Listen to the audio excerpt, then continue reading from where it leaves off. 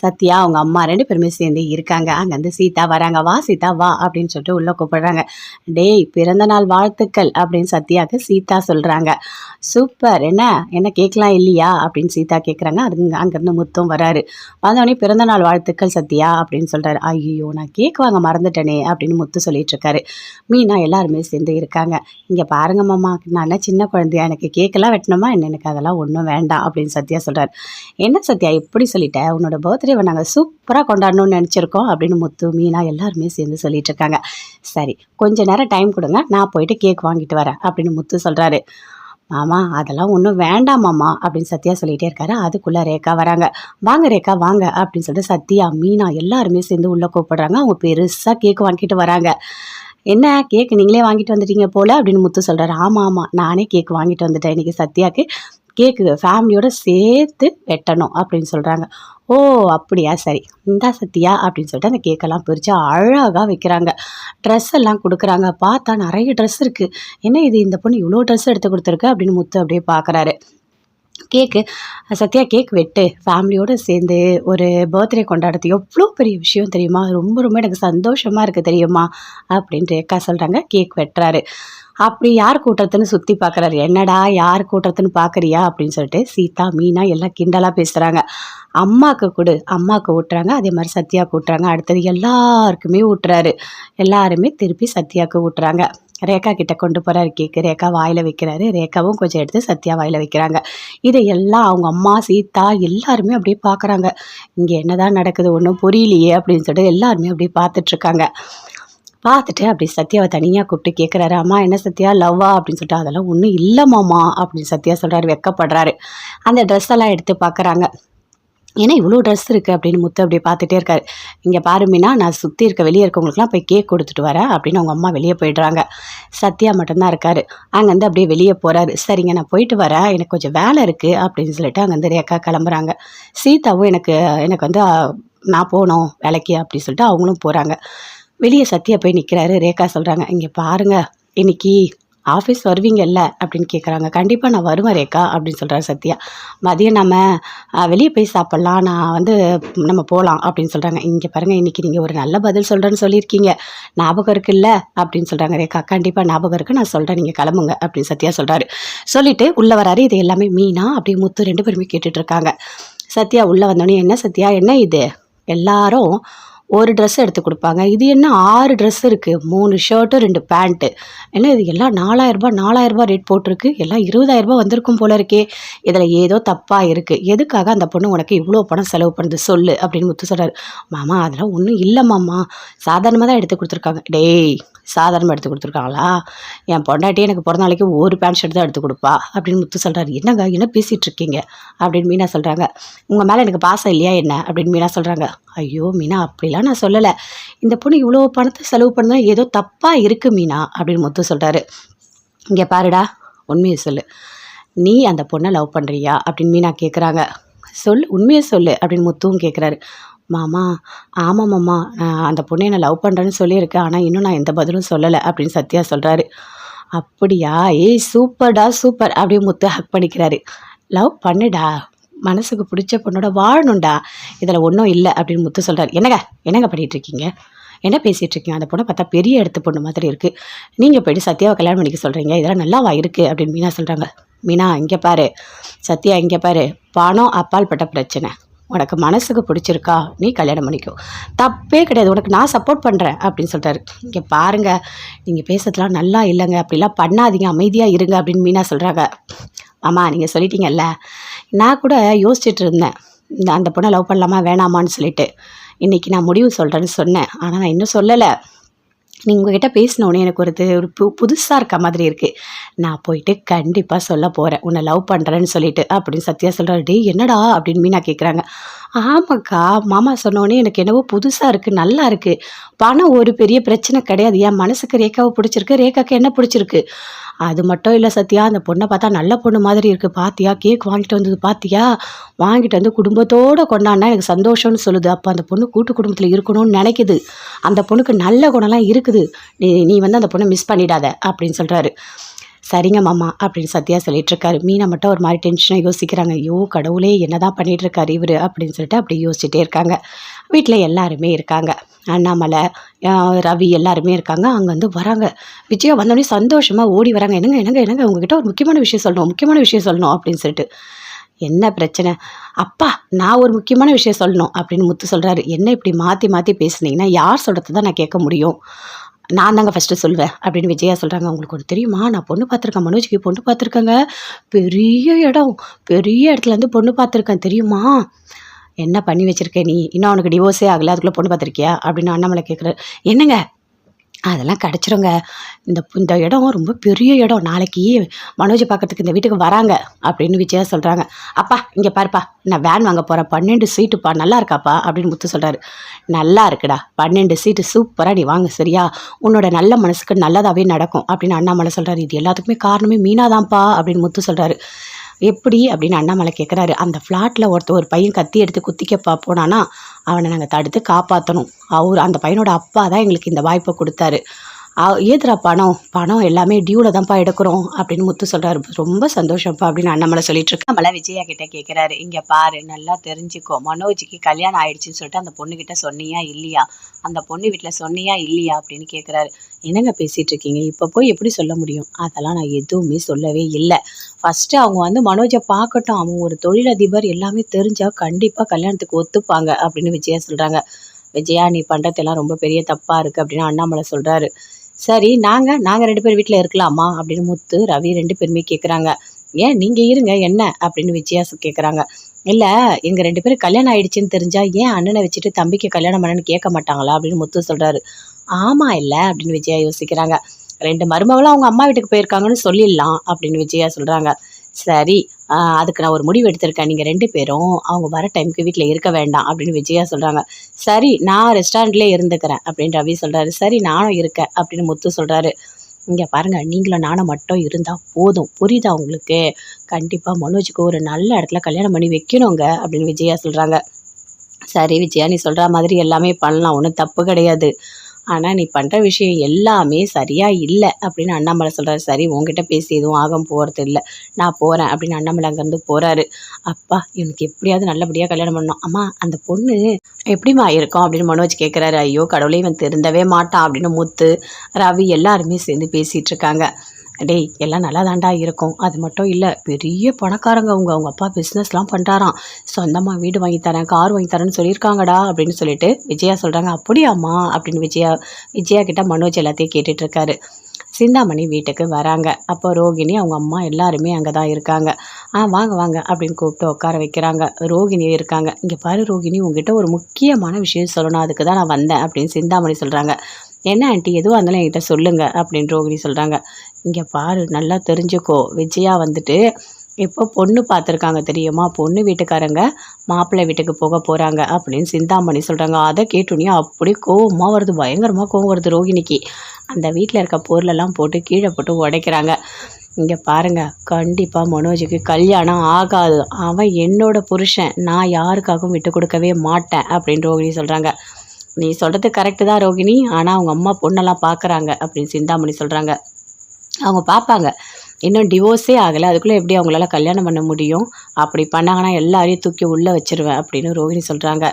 இங்கே பாரு ரோகிணி அவங்க பெரிய பணக்காரங்க இடம், அது மட்டும் இல்லை அந்த தொழிலதிபர் இதெல்லாம் சொல்லி தான் கல்யாணம் பண்ணுறாங்க.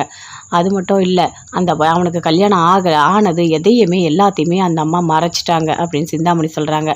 என் மாமியார் அப்படி தான் பண்ணுவாங்க, ஒரு கல்யாணம் ஆனால் போதும் எல்லாத்தையுமே மூடி மறைச்சி கல்யாணம் பண்ணிவிடுவாங்க அப்படின்னு ரோகிணி சொல்கிறாங்க. என்ன அந்த கடையை வச்சு தான் கல்யாணம் பண்ணுறாங்களா? அந்த பிஸ்னஸை வச்சு கொடுத்ததே நான் தான் எல்லாமே பண்ணேன், இப்போது அந்த கடையை கட்டி அவனுக்கு கல்யாணம் பண்ண போகிறாங்களா? அப்படி ஒரு விஷயம் நடக்க விடவே மாட்டேன், கண்டிப்பாக நான் விட மாட்டேன் அப்படின்னு ரோகிணி அப்படியே கத்துறாங்க. இங்கே பாரு ரோகிணி, சொல்ல வேண்டியதாக சொல்லிட்டேன், எதுவாக இருந்தாலும் பார்த்துக்கலாம் சரியா? ஃபஸ்ட்டு அந்த பொண்ணு வீட்டில் போயிட்டு நாமளே சொல்லிடலாம், கல்யாணம் ஆகிடுச்சி, நான் தான் மனோஜோட பொண்டாட்டி, நீ ஒரு வாரத்தை சொன்னாலே இந்த கல்யாணம் நின்றுடும் அப்படின்னு சிந்தாமணி சொல்கிறாங்க. ஆமாம் நீங்கள் சொல்கிறது கரெக்டு தான் ஆண்டி, பார்த்துக்கலாம், ஆனால் மனோஜுக்கு கல்யாணம் ஆக மட்டும் இந்த ஜென்மத்தில் நான் விடவே மாட்டேன் அப்படின்னு சொல்லிட்டு ரோகிணி அப்படியே கோவமாக பேசிகிட்டு இருக்காங்க. மனோஜ் எப்பவும் போல் போகிறாரு, போயிட்டு கடையில் ஒர்க் பண்ணிகிட்டே இருக்காரு. அங்கேருந்து சந்தோஷ் வராரு, அதோட ஜீவா 2 பேருமே பேசிகிட்டு இருக்காங்க. என்ன சார் ரொம்ப சந்தோஷமா இருக்க மாதிரி இருக்கு அப்படின்னு சொல்லிட்டு, ஜீவா உனக்கு ஒன்று தெரியுமா? நீ சொன்னதெல்லாம் நடக்க போகுது. எங்கள் அம்மா எனக்கு பொண்ணு பார்த்துருக்காங்க தெரியுமா? அதுவும் பெரிய பணக்கார இடமா. அவங்க அப்பா ஏதோ பிஸ்னஸ் பண்ணுறாராம். எனக்கு வீடு வாங்கி தரேன்னு சொல்லியிருக்காங்க, கார் வாங்கி தரேன்னு சொல்லியிருக்காங்க. அதனால ரொம்ப சந்தோஷமா இருக்கு அப்படின்னு மனோஜ் சொல்றாரு. அதை கேட்டோனே அப்படியே பார்க்குறாரு சந்தோஷ். இவன் வேற சொத்துனாலே வாயை பொளக்கறான். இவன் தான் வேணும்னு அந்த ரோகிணி இவன் பின்னாடி சுத்திட்டு இருக்கு. இவன் என்னடானா இன்னொரு பொண்ணு வேணும்னா இன்னொரு பொண்ணு வேணும்னு நினைக்கிறான் அப்படின்னு சொல்லிட்டு சந்தோஷ் அப்படின்னு நினைக்கிறாரு. இங்கே பாரு, என்னை பார்க்கறதுக்காக பொண்ணு வீட்டிலேருந்து வரப்போகிறாங்க அப்படின்னு மனோஜ் சொல்கிறாரு. ஓ, இவ்வளோ சீக்கிரமாக எல்லாத்தையும் ஆரம்பிச்சிட்டாங்களா அவங்க அம்மா அப்படின்னு ஜீவா கேட்குறாங்க. ஆமாம் ஜீவா, டிவோர்ஸ் கண்டிப்பாக கிடச்சிரும். அதுக்குள்ளே இதெல்லாம் முடிச்சு வச்சுக்கணும். அப்போ தான் டிவோர்ஸ் கிடச்ச உடனே நான் இன்னொரு பொண்ணை கல்யாணம் பண்ண முடியும். அப்போ போய் பொண்ணு பார்த்து கல்யாணம் பண்ண லேட் ஆகும் அப்படின்னு மனோஜ் சொல்கிறாரு. எல்லாம் தெளிவாக தான் இருக்க. பயங்கர தெளிவு நீ அப்படின்னு சந்தோஷ் மனசுக்குள்ளேயே நினைக்கிறாரு. என்ன நினைக்கிற என்னை பற்றி எனக்கு எல்லாமே தெரியுது அப்படின்னு மனோஜ் சொல்கிறாரு. நான் என்ன நினைக்க போகிறேன், நீ நல்லா இருந்தால் போதும் அப்படின்னு சொல்கிறாரு. என்ன அடி வாங்கினது உனக்கு ஞாபகம் இருக்கா இல்லையா அப்படின்னு கேட்குறாரு மனோஜ்.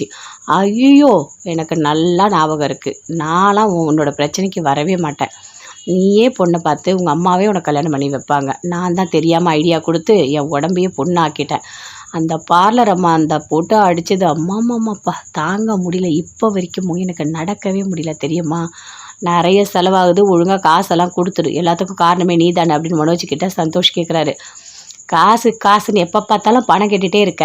உங்ககிட்ட இருக்க பணத்தை வச்சு நீயே செலவு பண்ணிக்கோ அப்படின்னு மனோஜ் சொல்கிறாரு. இப்படிலாம் பேசக்கூடாது. நீ நல்லா இருக்கணும்னு சொல்லிட்டு தான் நான் ஐடியா கொடுத்தேன். கடைசியில் இன்றைக்கி அடி வாங்கிட்டு உட்காந்துட்ருக்கேன் அப்படின்னு சொல்லிட்டு சந்தோஷ் சொல்கிறாரு. சரி சரி, சும்மா அதையே பேசிகிட்டு இருக்காது. நான் சந்தோஷமாக இருக்கேன், உனக்கு நான் பணம்லாம் தரேன் அப்படின்னு மனோஜ் சொல்லிகிட்டு இருக்காரு. ரோகிணி ஃபோன் பண்ணுறாங்க. அப்படியே மனோஜ் பார்க்குறாரு. மறுபடியும் ஃபோன் பண்ணிகிட்டே இருக்காங்க. என்ன உங்கள் ஒய்ஃப் ஃபோன் பண்ணிகிட்டே இருக்காங்க, பார்த்துட்டே இருக்கீங்க அப்படின்னு ஜீவா சந்தோஷ் 2 பேருமே கேட்குறாங்க. ஐயோ, அவளுக்கு வேறு வேலை இல்லை, ஏதாச்சும் ஒன்று சொல்லி டென்ஷன் ஆகிட்டே இருப்பான். நான் இப்போ சந்தோஷமாக இருக்கேன், எனக்கு பொண்ணு பார்த்துருக்காங்க, நான் பயங்கர நல்ல மூடில் இருக்கேன். இவகிட்ட பேசினா என்னோடய மூடெல்லாம் அவுட் ஆக்கிடுவா அப்படின்னு சொல்லிட்டு மனோஜ் சொல்கிறாரு. பாஸ் எடுத்து பேசுங்க பாஸ் அப்படின்னு சொல்கிறாங்க. எடுத்து அட்டன் பண்ணி பேசுகிறாரு. என்ன எதுக்கு ஃபோன் பண்ண அப்படின்னு கேட்குறாரு.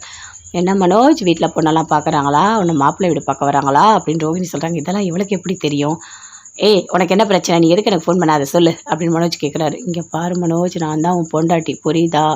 அப்படி கல்யாணம் எதுவுமே நடக்கவே விட மாட்டேன் அப்படின்னு சொல்கிறாங்க. ஏய், உன்னால் முடிஞ்சது பார்த்துக்கப்பா, ஃபோனை வை அப்படின்னு சொல்லிட்டு சத்யா அவங்க அம்மா 2 பேருமே சேர்ந்து இருக்காங்க. அங்கேருந்து சீதா வராங்க. வா சீதா வா அப்படின்னு சொல்லிட்டு உள்ளே கூப்பிடுறாங்க.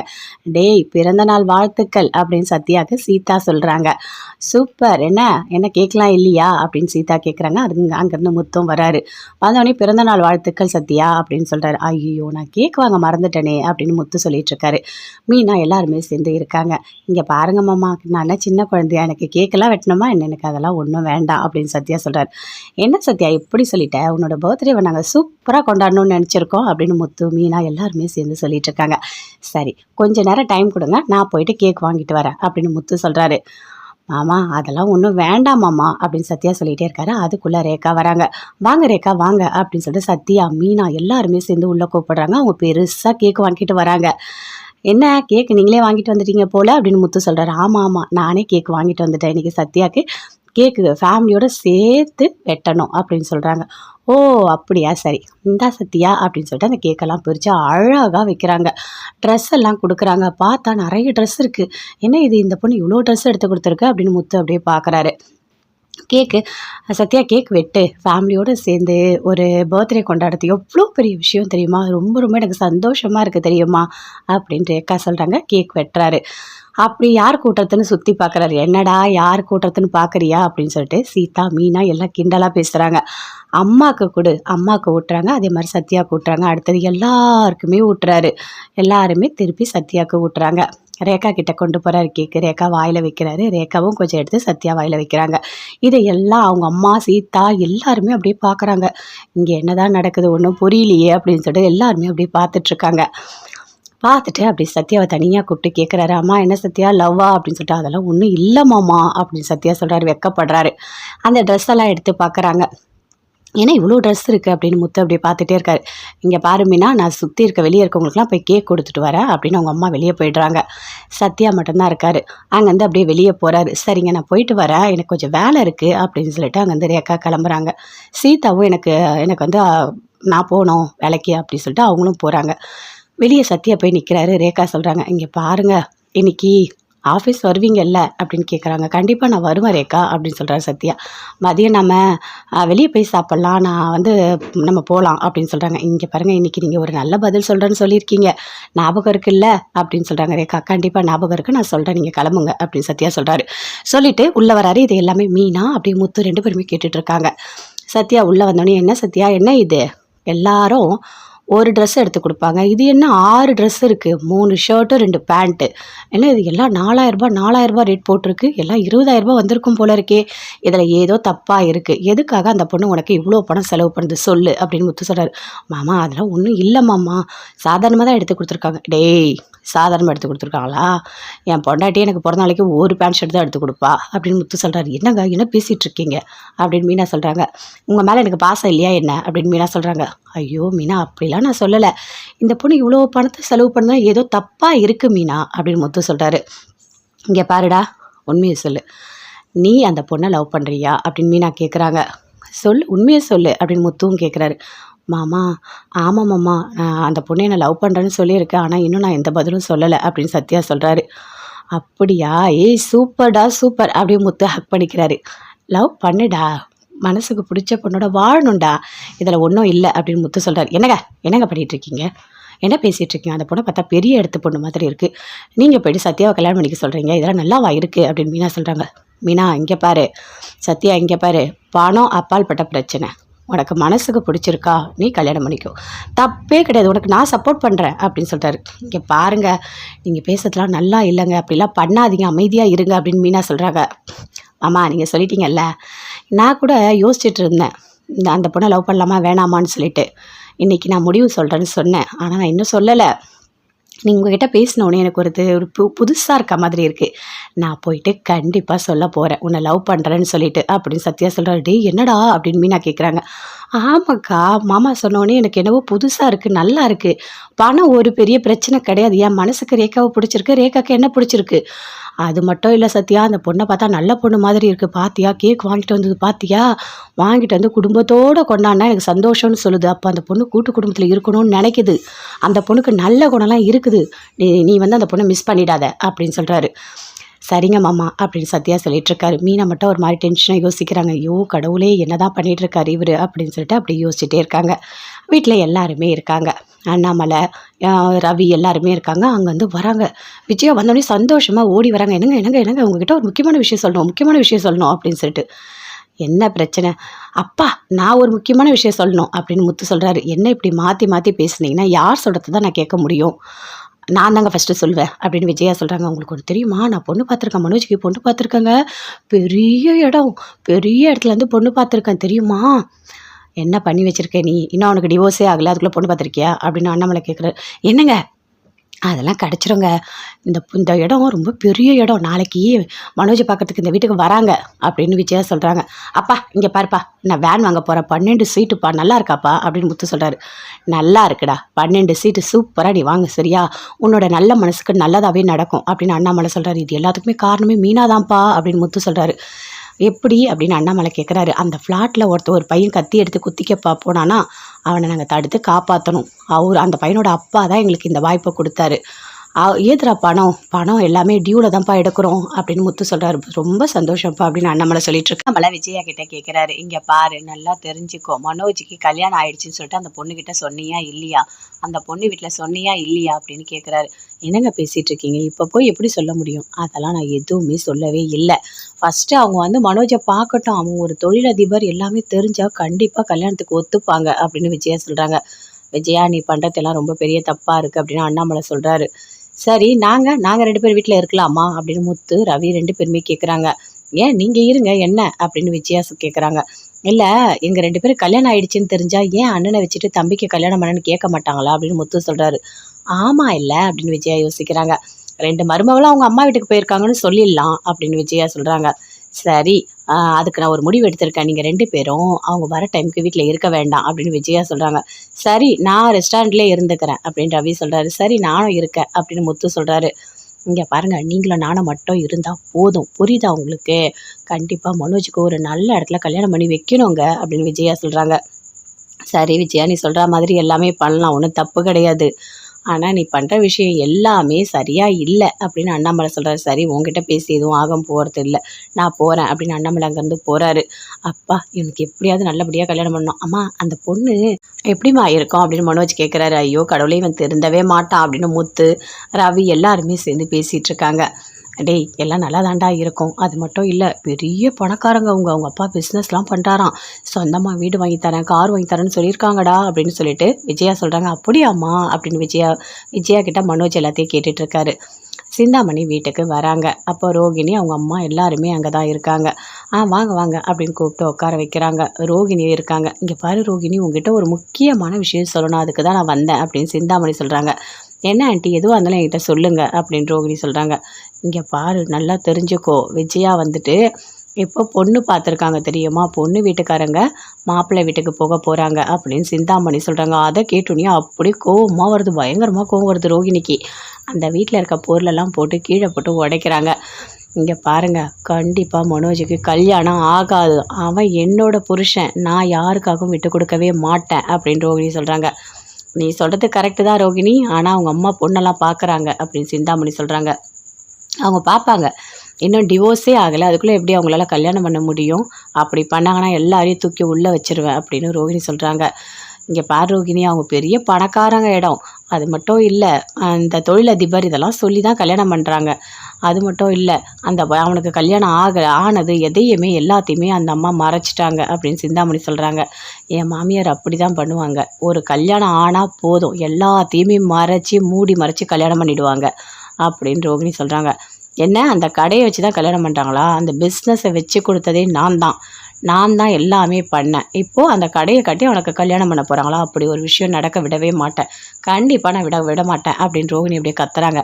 இங்கே பாரு ரோகிணி, சொல்ல வேண்டியதாக சொல்லிட்டேன், எதுவாக இருந்தாலும் பார்த்துக்கலாம் சரியா, ஃபஸ்ட்டு இரு, அந்த பொண்ணு வீட்டில் போயிட்டு நாமளே சொல்லிடலாம் கல்யாணம் ஆகிடுச்சி, நான் தான் மனோஜோட பொண்டாட்டி, நீ ஒரு வாரத்தை சொன்னாலே இந்த கல்யாணம் நின்றுடும் அப்படின்னு சிந்தாமணி சொல்கிறாங்க. ஆமாம் நீங்கள் சொல்கிறது கரெக்டு தான் ஆண்டி, பார்த்துக்கலாம், ஆனால் மனோஜுக்கு கல்யாணம் ஆக மட்டும் இந்த ஜென்மத்தில் நான் விடவே மாட்டேன் அப்படின்னு சொல்லிட்டு ரோகிணி அப்படியே கோவமாக பேசிகிட்டு இருக்காங்க. மனோஜ் எப்பவும் போல் போகிறாரு, போயிட்டு கடையில் ஒர்க் பண்ணிகிட்டே இருக்காரு. அங்கேருந்து சந்தோஷ் வராரு, அதோட ஜீவா 2 பேருமே வந்து பேசிகிட்டு இருக்காங்க. என்ன சார் ரொம்ப சந்தோஷமாக இருக்க மாதிரி இருக்குது அப்படின்னு சொல்லிட்டு. ஜீவா உனக்கு ஒன்று தெரியுமா, நீ சொன்னதெல்லாம் நடக்க போகுது, எங்கள் அம்மா எனக்கு பொண்ணு பார்த்துருக்காங்க தெரியுமா, அதுவும் பெரிய பணக்கார இடமா, அவங்க அப்பா ஏதோ பிஸ்னஸ் பண்ணுறாராம், எனக்கு வீடு வாங்கி தரேன்னு சொல்லியிருக்காங்க, கார் வாங்கி தரேன்னு சொல்லியிருக்காங்க, அதனால் ரொம்ப சந்தோஷமாக இருக்குது அப்படின்னு மனோஜ் சொல்கிறாரு. அதை கேட்டோன்னே அப்படியே பார்க்குறாரு சந்தோஷ். இவன் வேற சொத்துனாலே வாயை பொழக்கிறான், இவன் தான் வேணும்னு அந்த ரோகிணி இவன் பின்னாடி சுற்றிட்டுருக்கு, இவன் நாடானா இன்னொரு பொண்ணு வேணும்னு நினைக்கிறான் அப்படின்னு சொல்லிட்டு சந்தோஷ் அப்படின்னு நினைக்கிறாரு. இங்கே பாரு, என்னை பார்க்கறதுக்காக பொண்ணு வீட்டிலேருந்து வரப்போகிறாங்க அப்படின்னு மனோஜ் சொல்கிறாரு. ஓ இவ்வளோ சீக்கிரமாக எல்லாத்தையும் ஆரம்பிச்சிட்டாங்களா அவங்க அம்மா அப்படின்னு ஜீவா கேட்குறாங்க. ஆமாம் ஜீவா, டிவோர்ஸ் கண்டிப்பாக கிடச்சிரும், அதுக்குள்ளே இதெல்லாம் முடிச்சு வச்சுக்கணும், அப்போ தான் டிவோர்ஸ் கிடச்ச உடனே நான் இன்னொரு பொண்ணை கல்யாணம் பண்ண முடியும், அப்போ போய் பொண்ணு பார்த்து கல்யாணம் பண்ண லேட் ஆகும் அப்படின்னு மனோஜ் சொல்கிறாரு. எல்லாம் தெளிவாக தான் இருக்க, பயங்கர தெளிவு நீ அப்படின்னு சந்தோஷ் மனசுக்குள்ளேயே நினைக்கிறாரு. என்ன நினைக்கிற, என்னை பற்றி எனக்கு எல்லாமே தெரியுது அப்படின்னு மனோஜ் சொல்கிறாரு. நான் என்ன நினைக்க போகிறேன், நீ நல்லா இருந்தால் போதும் அப்படின்னு சொல்கிறாரு. என்ன அடி வாங்கிட்டு உனக்கு ஞாபகம் இருக்கா இல்லையா அப்படின்னு கேட்குறாரு மனோஜ். ஐயோ எனக்கு நல்லா ஞாபகம் இருக்குது, நான்லாம் உன்னோட பிரச்சனைக்கு வரவே மாட்டேன், நீயே பொண்ணை பார்த்து உங்கள் அம்மாவே உனக்கு கல்யாணம் பண்ணி வைப்பாங்க, நான் தான் தெரியாமல் ஐடியா கொடுத்து என் உடம்பையே பொண்ணாக்கிட்டேன், அந்த பார்லர் அம்மா அந்த போட்டு அடித்தது அம்மாப்பா தாங்க முடியல, இப்போ வரைக்கும் எனக்கு நடக்கவே முடியல தெரியுமா, நிறைய செலவாகுது, ஒழுங்காக காசெல்லாம் கொடுத்துரு, எல்லாத்துக்கும் காரணமே நீ தானே அப்படின்னு மனோஜ் கிட்ட சந்தோஷ் கேட்குறாரு. காசுன்னு எப்போ பார்த்தாலும் பணம் கேட்டுகிட்டே இருக்க, உங்ககிட்ட இருக்க பணத்தை வச்சு நீயே செலவு பண்ணிக்கோ அப்படின்னு மனோஜ் சொல்கிறாரு. இப்படிலாம் பேசக்கூடாது, நீ நல்லா இருக்கணும்னு சொல்லிட்டு தான் நான் ஐடியா கொடுத்தேன், கடைசியில் இன்றைக்கி அடி வாங்கிட்டு உட்காந்துட்ருக்கேன் அப்படின்னு சொல்லிட்டு சந்தோஷ் சொல்கிறாரு. சரி சும்மா அதையே பேசிகிட்டு இருக்காது, நான் சந்தோஷமாக இருக்கேன், உனக்கு நான் பணம்லாம் தரேன் அப்படின்னு மனோஜ் சொல்லிகிட்டு இருக்காரு. ரோகிணி ஃபோன் பண்ணுறாங்க, அப்படியே மனோஜ் பார்க்குறாரு, மறுபடியும் ஃபோன் பண்ணிகிட்டே இருக்காங்க. என்ன உங்கள் ஒய்ஃப் ஃபோன் பண்ணிகிட்டே இருக்காங்க, பார்த்துட்டே இருக்கீங்க அப்படின்னு ஜீவா சந்தோஷ் 2 பேருமே கேட்குறாங்க. ஐயோ அவளுக்கு வேறு வேலை இல்லை, ஏதாச்சும் ஒன்று சொல்லி டென்ஷன் ஆகிட்டே இருப்பான், நான் இப்போ சந்தோஷமாக இருக்கேன், எனக்கு பொண்ணு பார்த்துருக்காங்க, நான் பயங்கர நல்ல மூடில் இருக்கேன், இவகிட்ட பேசினா என்னோடய மூடெல்லாம் அவுட் ஆக்கிடுவா அப்படின்னு சொல்லிட்டு மனோஜ் சொல்கிறாரு. பாஸ் எடுத்து பேசுங்க பாஸ் அப்படின்னு சொல்கிறாங்க. எடுத்து அட்டன் பண்ணி பேசுகிறாரு. என்ன எதுக்கு ஃபோன் பண்ண அப்படின்னு கேட்குறாரு. என்ன மனோஜ் வீட்டில் பொண்ணெல்லாம் பார்க்குறாங்களா, உன்னை மாப்பிள்ளை வீடு பார்க்க வராங்களா அப்படின்னு ரோகிணி சொல்கிறாங்க. இதெல்லாம் இவளுக்கு எப்படி தெரியும், ஏய் உனக்கு என்ன பிரச்சனை, நீ எதுக்கு எனக்கு ஃபோன் பண்ணாத சொல்லு அப்படின்னு மனோஜ் கேட்குறாரு. இங்கே பாரு மனோஜ், நான் தான் உன் பொண்டாட்டி புரியுதா, அப்படி கல்யாணம் எதுவுமே நடக்கவே விட மாட்டேன் அப்படின்னு சொல்கிறாங்க. ஏய் உன்னால் முடிஞ்சது பார்த்துக்கப்பா, ஃபோனை வை அப்படின்னு சொல்லிட்டு கோவமாக மனோஜ் பேசுகிறாரு.